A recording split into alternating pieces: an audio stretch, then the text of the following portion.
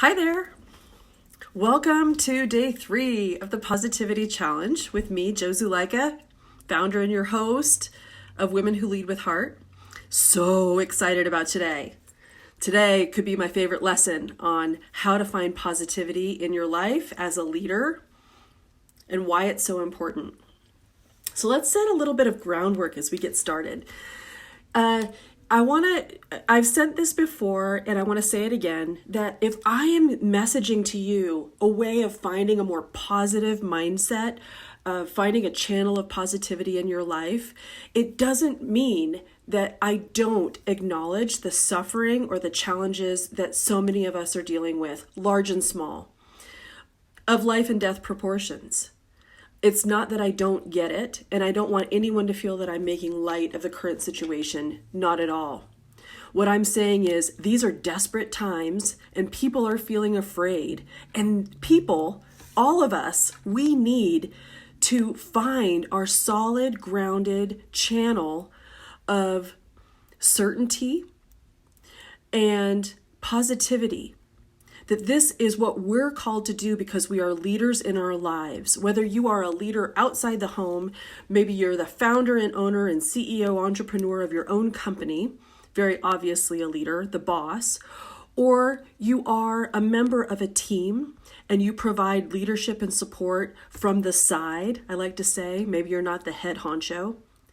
Perhaps you don't identify as a leader, but still you are a leader in your household, a leader for your family, a leader for your children, a leader for your friends, for your community, just by standing in a powerful, sorry about that, you are being called to step up and stand up in a way that perhaps you haven't experienced before in your life.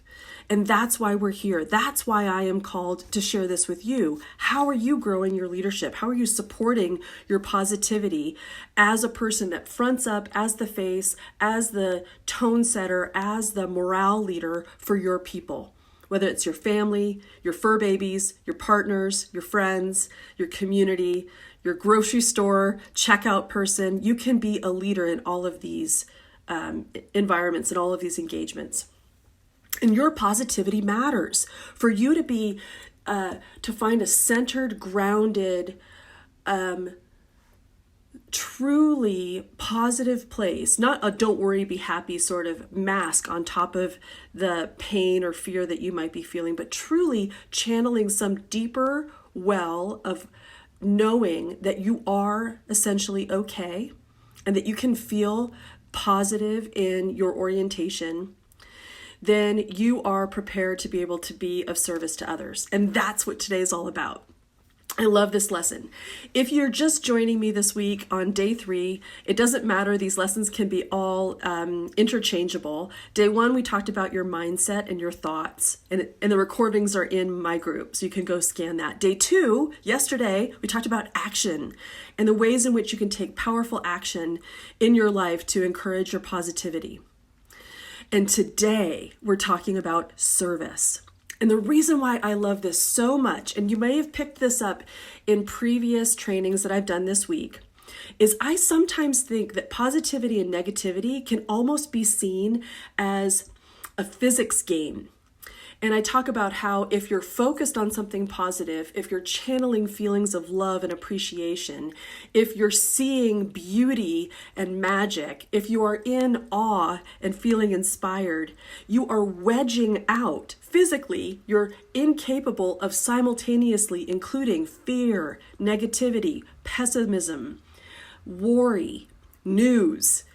You literally, if you focus on one thing at a time, if you're filled with one emotion at a time, and if you're thinking consciously about those that you want to be paying attention to, it's almost like a game of physics, meaning that which you're focusing on prevents you from thinking or feeling that which you don't want to focus on. You guys following me? So, the reason why I like today's lesson so much about service is it's so much easier to get into a positive mind frame. It's so much more powerful for me to flick the switch of negativity or doubt or drain on my energy of lag, of lack, all of the negative things that can creep in, especially during a challenging time like now, the easiest way to flip the switch is to get outside of yourself. So days 1 and 2, we were inside ourselves. We were choosing our thoughts and choosing our actions. But when you are able to focus on someone else, it is also like displacing the energy from being focused on that which you don't want to feel to be able to focus on something that is pure positive energy. And when you're serving others, that's the easiest channel to get into. All right, so let me just explain a little bit more. That there are 2 modes you can think of this. If you're familiar with Maslow's scale of needs, the hierarchy of needs, there's a triangle image. I can put it in my group, but it basically talks about how this theory is that our baseline needs need to be satisfied first before we can progress and evolve up to our higher, most self-actualized way of being. And the survival mode is at the base. The thriving mode is at the top. So let's just kind of explore this a little bit. It makes so much sense, right? Like you cannot be thinking about anything else if you are freezing cold, if you are starving, if you are thirsty, if you are exhausted. Your baseline needs are physical and basic and biological, right? Those are your survival needs. Leveling up just one more rung from that basic, biological life or death is what you need to survive. You need to be able to have enough money to pay your bills and your rent. You need to be able to have food in the fridge and shelter over your head. You need to feel an absence of imminent danger. And you need to feel like you're not all about conserving energy. It's like the opposite of huddling in and being small. As you level up the needs scale, you're able to open up more because there is more safety and security. There's more accommodation for all of your needs.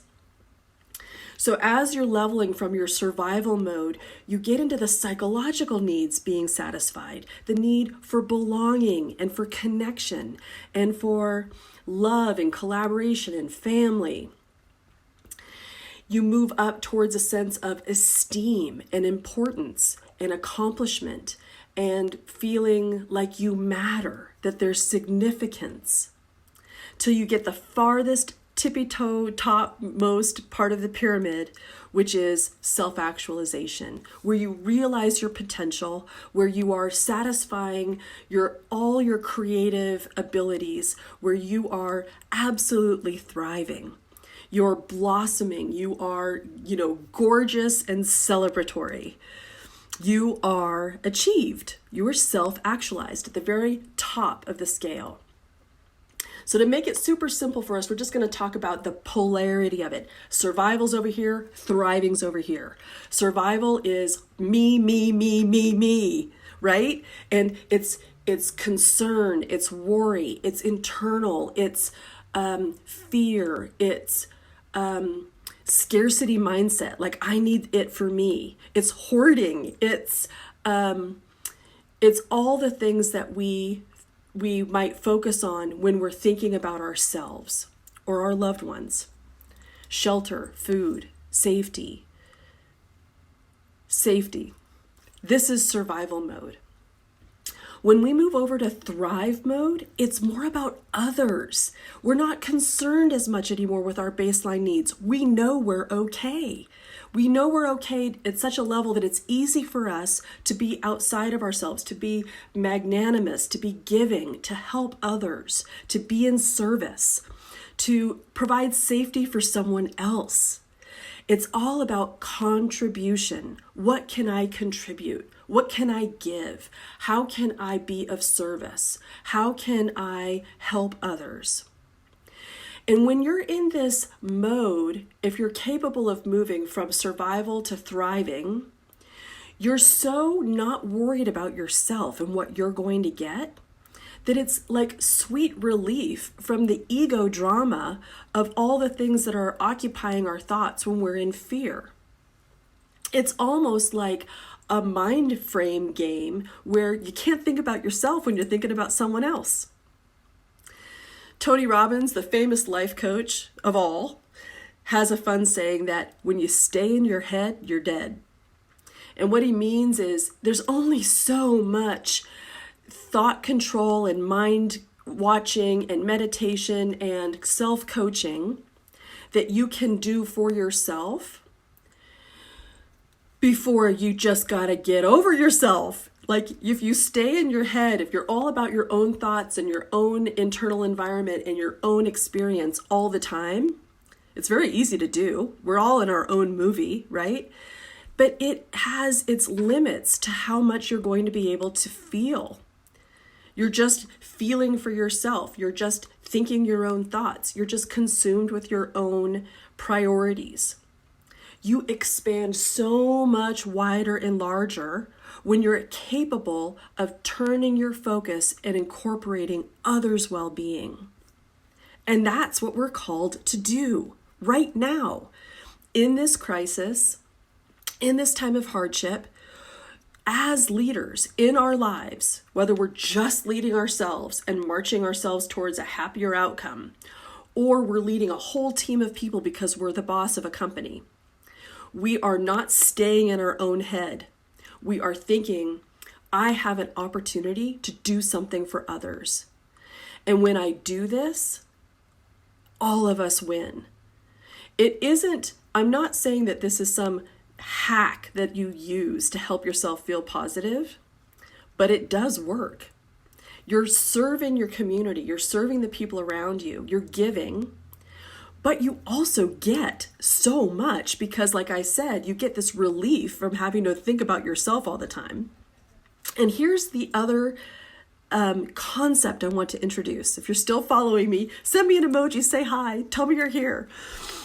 The other thing that you get by, in your thriving mode, focusing on others, being of service, is that you are sending your subconscious a message, a signal that by doing this, by focusing on others, by being in contribution, by finding more meaning in my life, I therefore am cared about. I am okay.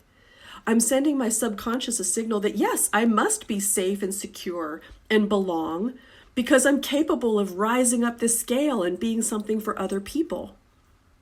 So your thoughts are something that your subconscious is also paying attention to. And by washing yourself over in things like service and contribution and finding more meaning and impact in your life for others, you're sending yourself the signal that, hey, I am okay. It feels good. All right. So how are we doing? Now I want to talk about, so what do you give? There are some of you on the call today. I know you've lost your job recently, and what a challenging time to not feel absolutely buckled down in scarcity and feeling tight and like, I don't have a lot to give right now. I don't know I feel safe. I hear you and I feel that. So I don't want to say this is a time necessarily for you to, have to give wealth if that doesn't feel resonant for you. Although law of attraction and mindset wisdom leaders will suggest that giving generously does help you receive generously if you're into that. But here's what you can give. You can give so easily. Service. You can ask how you can be helpful. You can, when you go to the grocery store, ask your neighbor if they need anything. You can give an extra roll of toilet paper to everyone on your block. I did that. I thought that was pretty fun. Put a little smiley face and Sharpie on the first little sheet, which is sort of wasteful, but it made them smile. So it's not about the gift. It was more about the time, right? And the resource, because we know that that's hard to find. You can give your time. You can be of service to people by being a thoughtful, caring listener. You can be just present for people. This is a gift of abundance. This is a way that you can share your thriving. You can give your attention to your loved ones. You can just shine the light of your attention on your people. You can give acknowledgement. I've received a lot of wonderful acknowledgement recently. One gal on the call actually featured me in her Facebook shout out posts, and it made me sort of embarrassed and shy, but it's a beautiful thing that she's focusing on one friend or influencer in her life every day and writing a beautiful tribute to that person. And it's so touching. And then, of course, everyone in your community comments on it, and you feel like you're sort of attending your own wake, but in the most positive of ways. What a wonderful, free way of sharing of yourself with acknowledgement, right? I've received cards. I just received this card yesterday from somebody that works in my company. A month ago, I did a live chat like this for leaders in my company. And it so resonated with this one woman. She wrote me about how it made so much sense to her and how much it meant to her. And that she wanted to praise me and tell me how highly she thinks of how I carry myself, and that I'm a clear communicator and that I'm wise. I mean, you got to cherish the ways that you can receive as well. And of course, every day this week, I've been giving a shout out to my friend and my ex-coworker who actually sent me flowers because she just knew it was a really hard week. So some of those things might have cost, but a lot of them are just of intention, right? This is how you can give. This is how you can contribute. This is you can add to the greater good. This is how you can have impact in your life, in your group. You can give encouragement, which is part of like the time and intention and acknowledgement. And most of all, and this one I love so dearly, you can give your wisdom. You can teach. This is a moment where you can be called to give of your gifts, whether they are inspired from the gods or learned over time. You can give value. And I just want to say that you guys are providing me that opportunity to be able to share with you some teaching and give you some value for free, because it makes me feel connected. It makes me feel esteem and a sense of accomplishment. It makes me feel like I'm self-actualizing, that I get to be my best self, that I get to do the work that I love to do. Nobody needs to hire me to do it. Nobody needs to pay me to do it. Nobody needs to give me a title to do it. I get to be me. I get to be me in my highest, most self-actualized way. So these are the ways that you can give at a time like this that don't cost anything and that can have so much impact. And that's what we're here to do as leaders in our lives, is inspire others and have a positive impact. This is our legacy. So I hope you can see now why I was so excited about today's talk and why this topic is so helpful to me. Right now, I can't be afraid because I've got this great juju going. I'm focusing on all these positive ways that I've contributed and people contribute to me. It's so important. When I'm in this space, now I'm ready to lead. Now I'm ready to talk to my people at work. Now I'm ready to be a positive communicator. Now I'm ready for forward progress. Now I'm ready to support others, because I have done the work to find positivity. So today's lesson is, how can you be of service? So your challenge is to think about your gifts or the ways in which you love to participate, and find people that you can bestow those upon. Just imagine, I received flowers and cards and letters and shout outs, and it turned me up and it lit me, and I'm on, and now I'm coming out to all of you. And now you're going to feel that message, and you're going to get out of your head, and you're going to go out and you're going to touch your people. This is how movements happen, because we have a belief that there's something bigger than ourselves that we're all about. All right. So having said all that, it's time now for me to share with you the other ways in which I serve. Some of you guys know that this group is about leadership development in all ways. I have nurses in my group. I have entrepreneurs in my group. I have moms in my group. I have people that want to be their better selves. And that's what I teach them. Not just in this group for free, but in my personal leadership group that I've got going on. It's called the Confident Leader Program, and I take women through a program that basically gives them everything they need to be who they want to be as a leader in the world. How to resolve conflict, how to talk to people with authority, how to be an easy, confident, calm, self-aware leader who can manage up to their bosses and manage down to their people because they are self-managed, because they have this going on, because they've learned the lessons of how they can understand defensiveness or understand their triggers and become more aware and more capable of managing themselves. I teach people how from this place they can communicate, from this place they can motivate, from this place they can inspire and have impact. That's my Confident Leader Program. So now is the time for you. If that's something that you want in your life, if you want to feel like a confident, calm, grounded, centered, self-aware leader who therefore is inspirational, motivational, impactful, that wants to get above survival and into thriving, then you gotta get busy with me. Now is the time. Many of us have less work to do. Many of us are working from home. Some of us have way too much time on our hands than we even wanted. So now's the time for you to invest in you, to become the more responsible, effective leader that you're capable of being.